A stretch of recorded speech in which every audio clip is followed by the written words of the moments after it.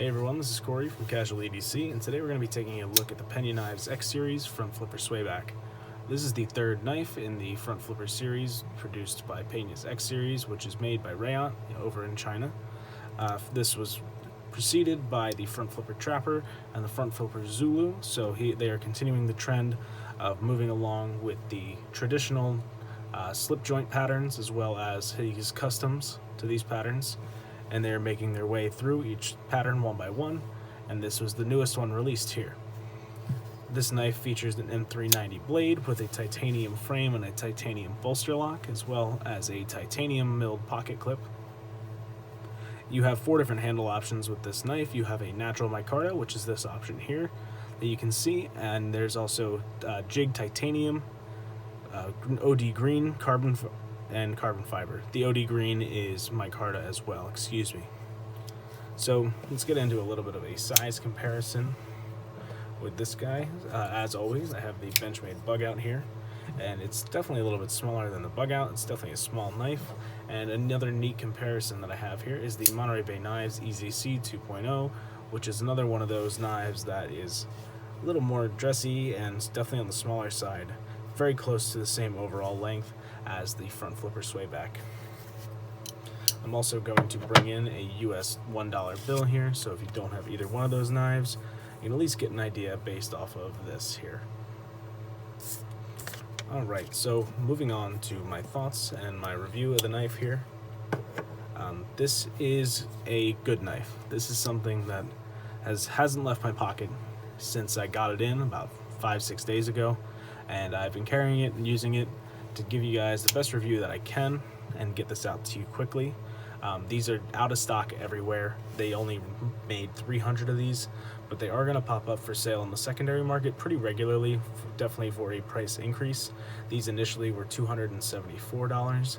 You look to pay anywhere between $300 and $350 on the secondary, and that goes for all of the Peña X Series front flipper models. They have all been marked up after being made in very limited batches. So if you are on the lookout for one of these, just know that you're going to be paying more than retail for these, and unfortunately that's just kind of the way it goes. Things I really like about this knife are the materials. As I mentioned, you have 2 different micarta handle options, and micarta is my favorite handle material, definitely at least one of them. You also have carbon fiber, and it's a beautiful marbled carbon fiber that is really nice to look at, and it really dresses the knife up. And you also have an all titanium version with a jig pattern into the handles that makes it look a little bit more like a traditional knife, but it is all titanium. It still is scales on top of liners, and so it's not a integral or anything like that, and it doesn't become a frame lock. But they're all front flippers, and they all feature just this regular kind of bead blasted finish on the bolster, and then your scales here. As I mentioned, they all featured a milled titanium pocket clip, which for me is good to go. It gives your fingers a good place to land when you want to flip this guy. So I kind of put the tips of my ring and my middle finger against the pocket clip and rest my pointer finger away from the lock, and I can just kind of roll out my thumb over the top to deploy it.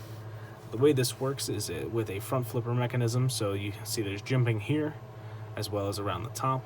So you apply downward pressure with your thumb in this direction, and then as well as that direction. So when you do that, it pops the knife right out. One of the things that I wish I could do with this knife that I know you can do with the custom, which you can see in, well, at least with the custom front flipper Trapper. This can't be said for the Swayback necessarily because I've never seen it, but you can reach over with your pointer finger and deploy the front flipper Trapper pretty easily, and I think that has to do a lot with the shape of the handle, whereas the shape of the handle of the Trapper is more in this direction, so it kind of gives your fingers somewhere to go, that it's out in front of the blade, and you can kind of roll back more. Whereas with this one, trying to top flip it with your pointer finger, you're already behind the knife, so it's a little tough to get into a position that you can get it, and the knife is really not secure in my hand. I'm only holding it with the tips of these fingers here, so not too easy to do that. Not a big deal because it is a front flipper meant to be used with your thumb. Something else that's nice about this knife is that it has ceramic bearings and a ceramic detent, and it is super smooth because of that. It drops shut pretty easily, just a little bit of a shake, and if you deploy it and keep your depress the lock and keep your thumb out of the way from the back here, it will swing shut to your finger, and then one little flick and it'll shut on its own. It was pretty much like that out of the box, and a little bit of knife pivot lube really helped that out. Another thing I'm a big fan of is the design. So the Swayback design is one that definitely causes a lot of controversy in the knife community, as we have seen with the Spyderco Swayback, and it probably always has, dating back to when it was first invented. This you wouldn't expect to be a very ergonomic handle because it curves back into your palm, and that's the argument that a lot of people make. For me, this knife, as well as some other Swaybacks I've handled in the past, fit my hand really well because of the palm swell, because your palm puffs up right here, right where the base of your thumb is. And if you grip this knife with your thumb up on the jimping, you can see it locks right in. So it's good to go, and it's locked into your hand. Really no hot spots at all when you have it secured like this. It locks right in with this curve of your hand, and it almost matches the curve of my palm, and it fits perfectly. If you wanted to hammer grip with this and really bear down, I'm not even getting much either because it's going into this part of my palm, and I'm not having any issues there if I really needed to push through something. For some people though, depending on how they like to hold a knife, if they like to hold it more in their fingers, it can be a little bit uncomfortable. The pocket clip lands right in the middle of your middle finger, and it can push into this area here at the base of your pinky a little bit, if you like to hold a knife more out in the fingers. But if you have it a little more back in your hand, kind of canted in your palm, so you're not holding it like this, but you're more so holding it like that, kind of canted forward, it's very easy to get a good ergonomic grip with good purchase on the knife in this kind of saber grip here with your thumb on the back. I really like the size of this knife as well, being under 3 inches. That's going to help you if that's a legal issue, and also just means it's a nice small compact knife that fits well in the pocket. It has an overall length of 6.5 inches when it's open, with a 2.875 inch blade, so well under the legal limit if you have 3-inch restrictions, and a nice pretty short but comfortable 3.625 inch handle. So it provides just enough grip for me, and more than enough blade than I need in my life. Anywhere between 2.75 and 3.5 inches is pretty much the only amount of blade I would need for anything in my daily life. The grind on this is really, really nice. So this is a hollow grind here on the blade, and this is my own edge, but it comes down to a very thin edge thanks to this pretty aggressive hollow grind.